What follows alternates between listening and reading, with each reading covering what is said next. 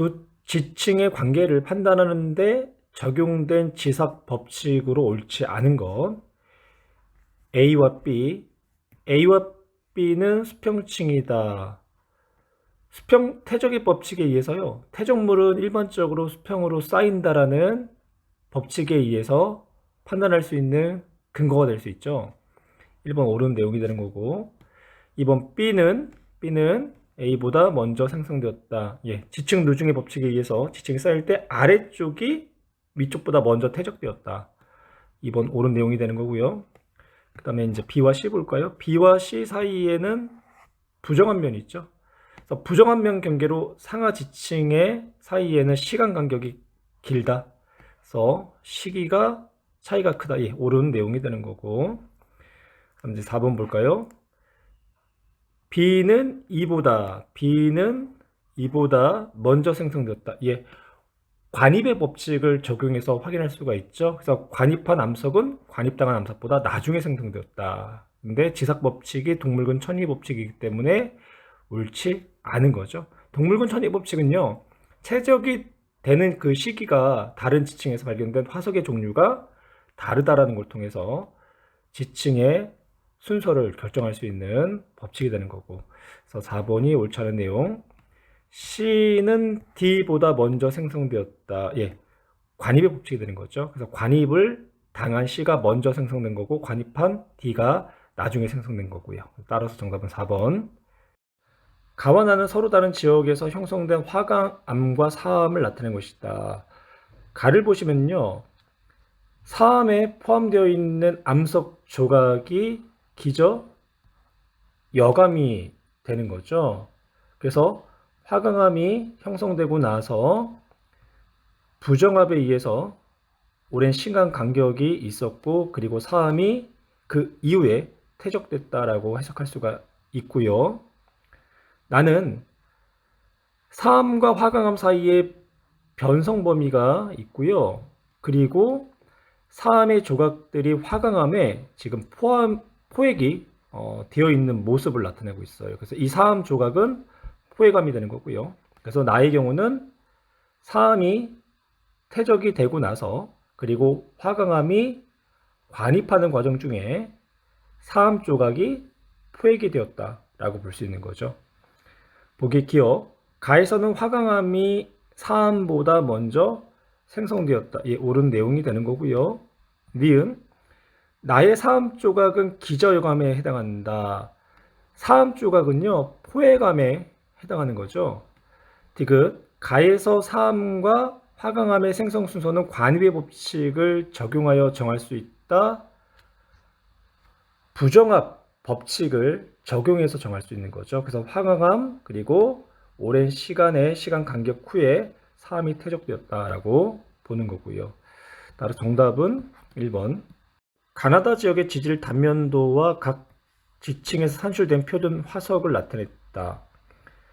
표준 화석을 이용해서 가나다 지역의 지층을 대비를 해보면요, 공통적으로 세 지층에 들어있는 표준 화석은 얘랑 얘가 되는 거죠. 그러니까 아래쪽에 있는 역삼각형부터 한번 표현해 볼까요? 빨간색으로 한번 나타내 볼게요. 그래서 이렇게가 같은 이제 시대에 형성된 지층이 되는 거고요. 그리고 또 이 지층과 이 지층, 그리고 이 지층과 이 지층이 같은 시대에 형성된 퇴적층이라는 거. 그러면 가장 오래된 표준 화석은 어느 것인가 라고 했죠. 그럼 가장 오래된 표준 화석은 역삼각형 밑에 있는 이 사각형 표준 화석이 가장 오래된 표준 화석이 되는 거고요. 2번. 가장 최근에 퇴적된 지층 가나다 중 어느 지역에서 나타냈는지 표준 화석과 함께 서술하시오. 가장 최근에 퇴적된 지층은요, 가가 되는 거죠. 왜냐면 가의 가장 상부에 별 모양의 표준 화석이 산출이 됐어요. 따라서 가가 가장 최근에 퇴적된 퇴적층이다 라고 얘기할 수 있겠네요. 어느 지역의 지질 단면도를 나타냈고요. 이 지역에서 지질학적 현상이 일어난 순서대로 옳은 것은 우선 지질학적 현상 어떤 것들이 있냐 한번 볼까요? 습곡이 있네요. 습곡이 나타났고 관입도 일어났고 횡압력에 의해서 상반이 하반 위로 올라간 역단층의 지질학적 현상이 일어났죠. 순서를 이제 결정하게 되면 이제 퇴적층이 습곡을 먼저 받았네요. 습곡을 받았고 그 다음에 화성암이 관입을 한 거죠. 그 다음에 횡압력에서 역단층이 형성됐네요. 따라서 정답은 2번. 그림은 인접한 가나다 새 지역의 지질 단면도고요. 암상에 의한 대비로서 지층의 선후관계를 살펴볼 텐데요. 지층의 선후관계를 살펴볼 때는 열세층이라는 건층이 필요해요. 그러니까 비교적 짧은 시기 동안에 퇴적된 층이고요. 넓은 지역에 분포하는 지층이 되는 거죠. 가나다를 보시면요, 응해암이 있죠. 응해암뿐만 아니라 이제 석탄층도 열세층으로 사용할 수 있는데 가나다에 공통적으로 이제 응해암층이 분포되어 있고 이 응해암층을 기준으로 해서 선후관계의 기준을 잡아볼 거예요. 가나다를 봤을 때 가에만 눈에 띄는 층이 하나 보이죠. 여감층. 그리고 여감층 위에 사질 세일이 있고요. 다 같은 경우는 사질 세일이 가장 밑에 있고 그 다음에 셰일. 근데 나는 셰일 위에 응해암층이 있죠. 그러면 여감층, 사질 세일, 그리고 이제 세일층, 응해암층의 지층의 순서를 결정할 수가 있는데요. 가장 오래된 지층은 여감층이 되는 거고요. 그리고 그 위에 사질 세일층이 쌓인 거죠. 그리고 나서 세일층이 쌓였고요. 그리고 네 번째가 열세층인 응해암층이 되겠네요. 그런데 가에서는요, 사질 세일과 응해암 사이에 결층이 발생을 했죠. 그러니까 일정한 기간 동안 지층이 이제 쌓일 수도 있고 혹은 쌓였다가 침식 작용에 의해서 이제 사라질 수도 있고, 그러니까 이런 층을 우리가 이제 결층이라고 한 거죠. 그래서 결층이 나타났고요. 그 다음에는요, 공통적으로 그 위에 응해암 위에 석회암층이 있죠. 그래서 석회암이 5번째.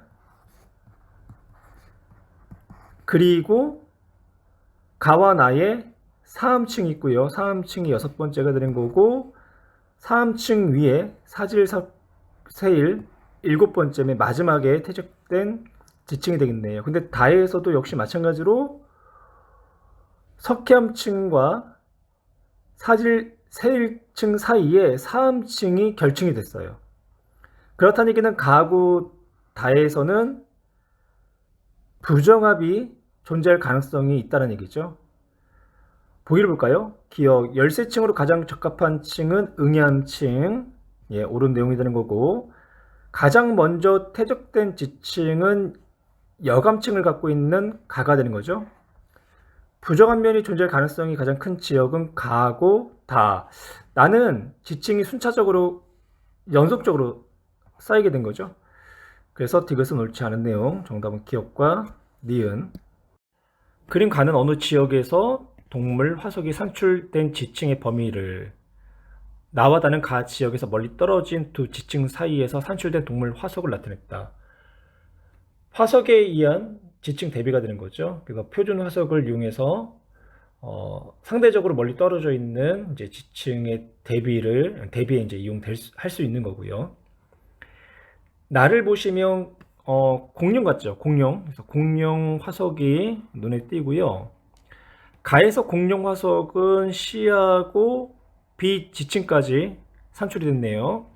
그래서 나층은 가의 BC층에 대비가 되는 거고요.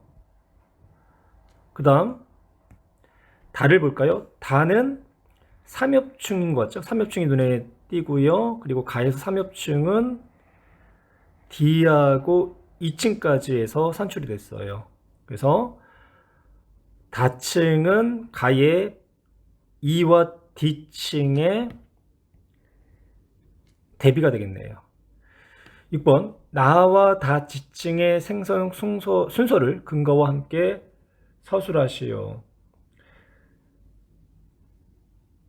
나는 가의 비칭 또는 시 그리고 다는 가의 디칭 또는 이칭에 대비되기 때문에 생성 순서는 아래인 다가 먼저 생성됐고 그 다음에 나가 생성됐다라고 판단할 수 있죠. 7번 이에 대한 설명으로 옳은 것만을 보기에서 있는 대로 고른 것은 나보다 다에서 더 진화된 동물 화석이 산출되는 가능성이 크다. 다보다 나가 더 최근에 형성된 지층이라는 거죠. 그러면 그만큼 더 진화된 동물의 화석이 산출될 가능성이 높겠네요. 그래서 기억은 옳지 않은 내용. 니은 볼까요?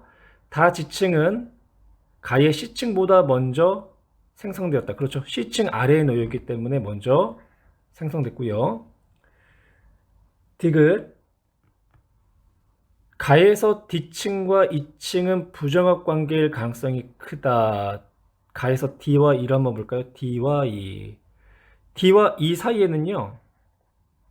지금 이제 표현된 이런 화석들이요. 연속적으로 산출되고 있죠. 그래서 부정합 가능성이 매우 낮다라고 표현해야 되겠네요. 화성암 가나다라의 생성 당시 암석 속에 있던 방사성 동위 원소의 양이 다음과 같았다.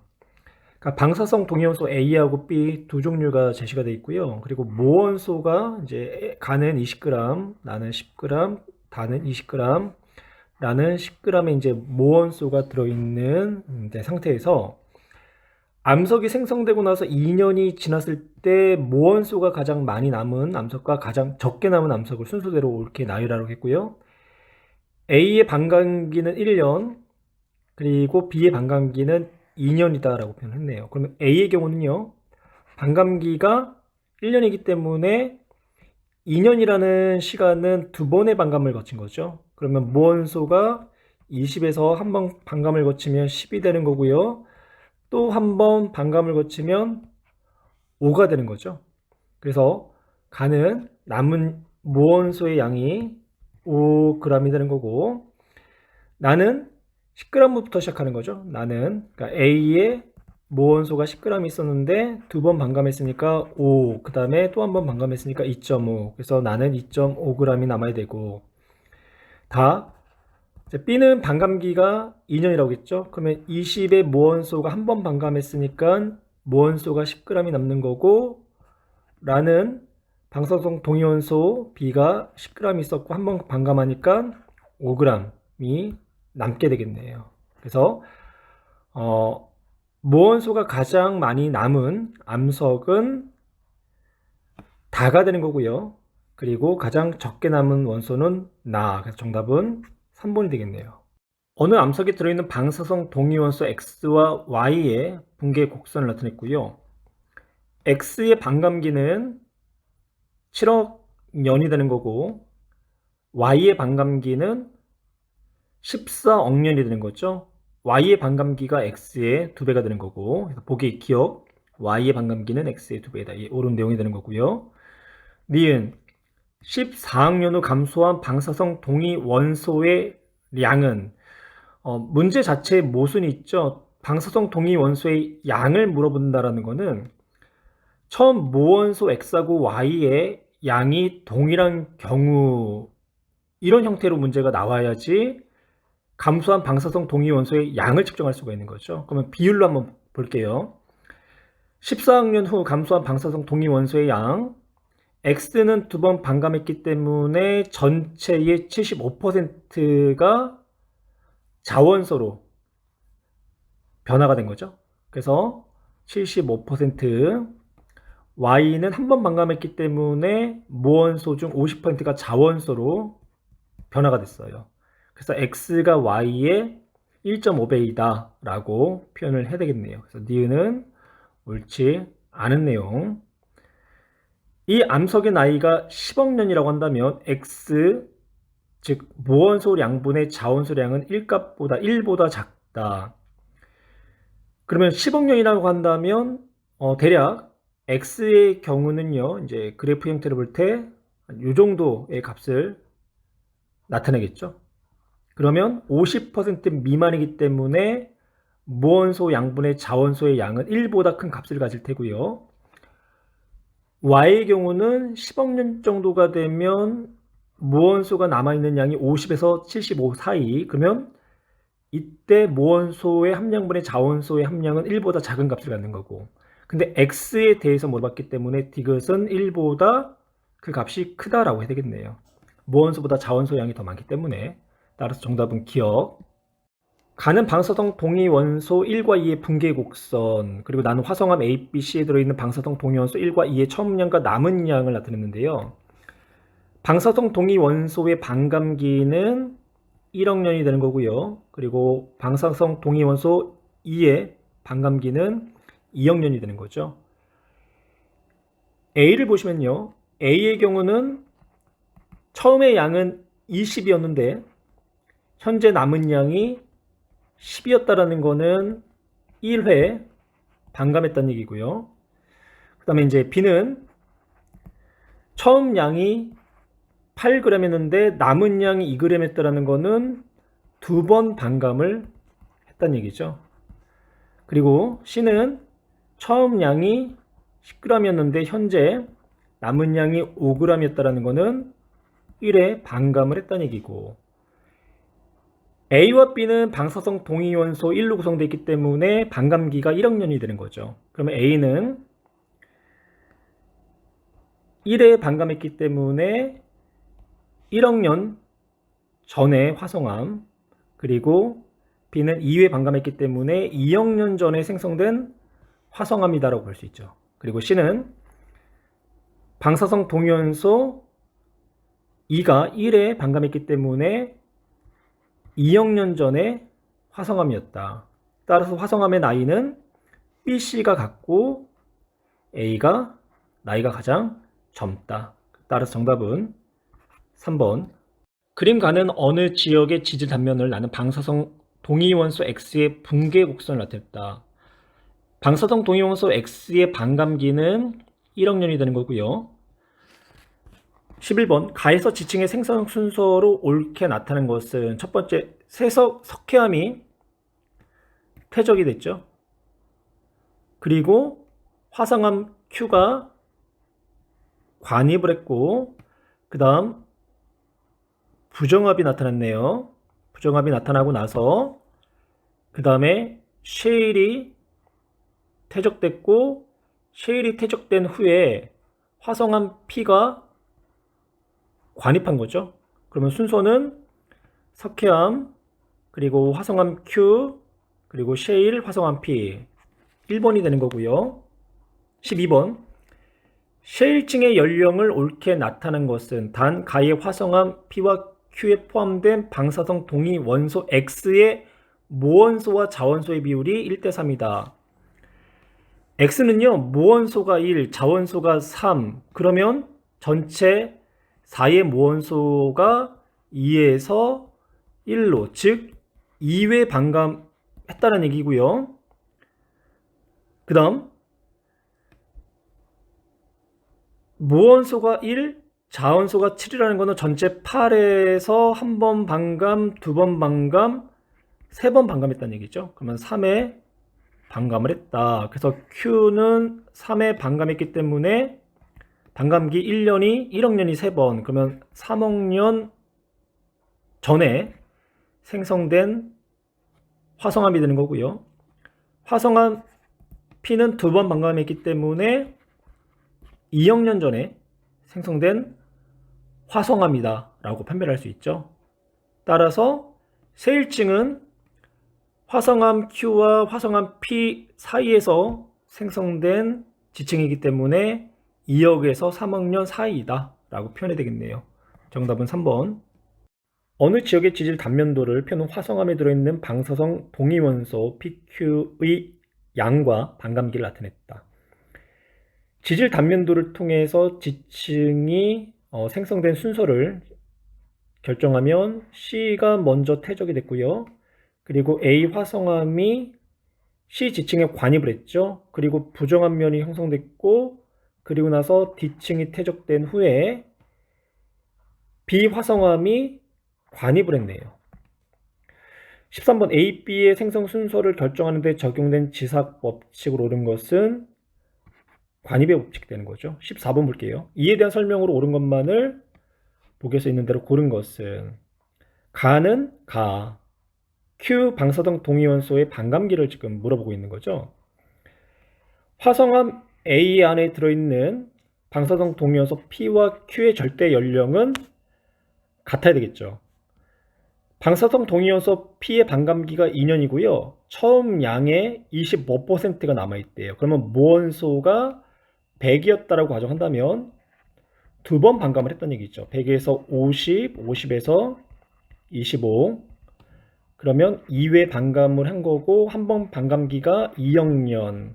그러면 절대 연령은 4억 년이 되겠네요. 마찬가지로 방사성 동위원소 Q가 들어있는 암석 A의 절대 연령이 4억 년이었기 때문에 Q에 대한 처음 양의 6.2%에 해당하는 절대 연령 역시 4억 년이 되는 거고요.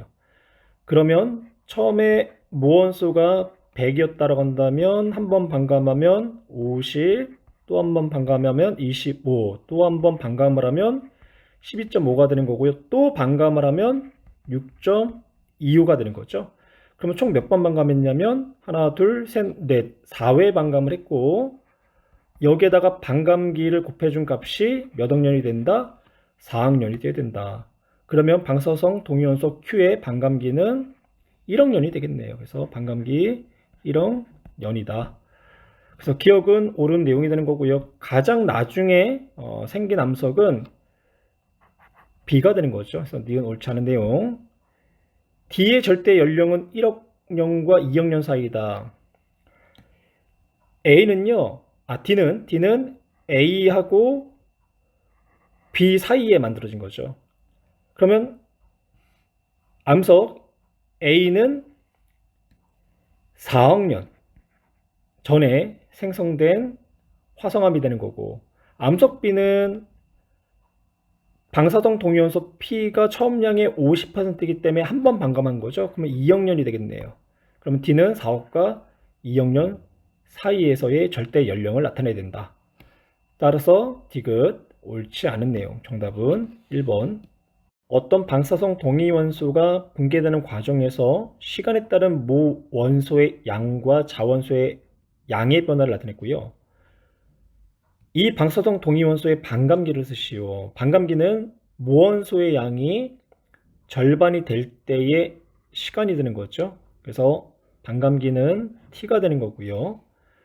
어느 암석에 있는 방사성 동위원소의 무원소와 자원소의 비율이 1대 7이다. 그러면 무원소의 양을 8이다라고 가정할 거고요. 그러면 한 번 반감을 하면 무원소의 양은 거의 절반 4, 또 한 번 반감하면 2, 또 한 번 반감하면 1이 되는 거죠.